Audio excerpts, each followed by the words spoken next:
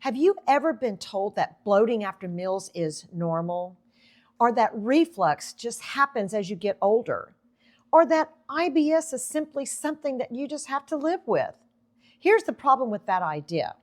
Many digestive symptoms that people think are normal are actually signals that their gut is under stress. And when these signals are ignored for years, they can quietly affect inflammation, hormones, energy level, and even your brain health. Hi, I'm Dr. myRA, and in the last video in this gut health series, we talked about how gut influences inflammation and autoimmune activity in the whole body. Today, we're going to talk about something incredibly common that I see in my patients in my practice all the time: bloating, reflux, and IBS, and why the symptoms that feel common are more often actually not normal. One of the biggest patterns I see is that people slowly adapt to digestive discomfort. They say things like, "I've always had a sensitive stomach. I just get bloated when I eat. Reflux runs in my family." Because these symptoms happen so frequently, they start to feel normal. But here's something important to understand. Common does not mean healthy. The digestive system is incredibly complex. Your gut contains about 100 trillion microbes forming what we call the gut microbiome.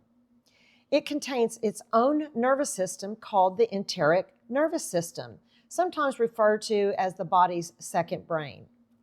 About 70% of the immune system is closely connected to the gut. So when digestion isn't functioning well, the effects often go far beyond the stomach. I remember a patient who came to see me who had experienced bloating after meals. For almost 15 years, she had tried eliminating different foods, taking probiotics, occasionally using medications for reflux. But what she assumed was a food problem was actually a digestion problem. Her stomach acid levels were low, and her digestive enzymes were not breaking the food down effectively. Once we supported digestion in addressing the underlying imbalance, that bloating had been part of her life for years began to improve. Symptoms that feel permanent are sometimes just signals that the digestive process needs support. Healthy digestion depends on 3 key steps working well.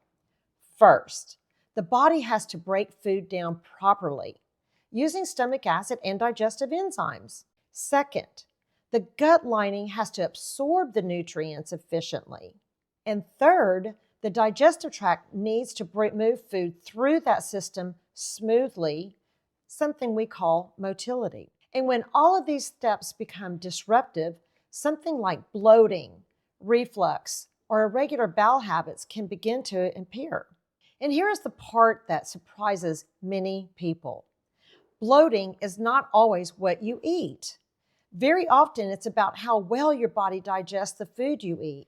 Even healthy foods can cause discomfort if digestion is not functioning properly. Reflux is another example that's often misunderstood.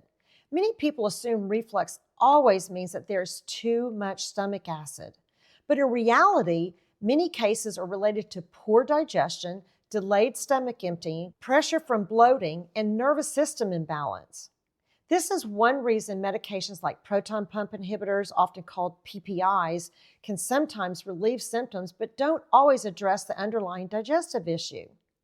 These medications can be very helpful in situations, especially short-term, but when reflux becomes a long-term problem, it's often important to ask a deeper question.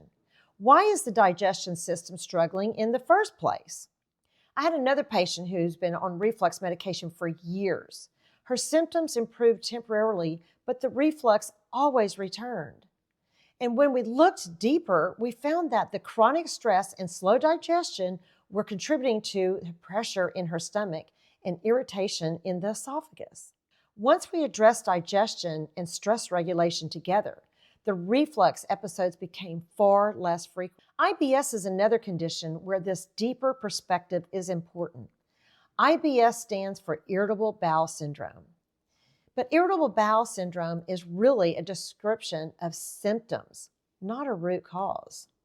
People with IBS can actually have several different underlying contributors, such as microbiome imbalance, inflammation in the gut lining, nervous system dysregulation, past infections, or food sensitivities.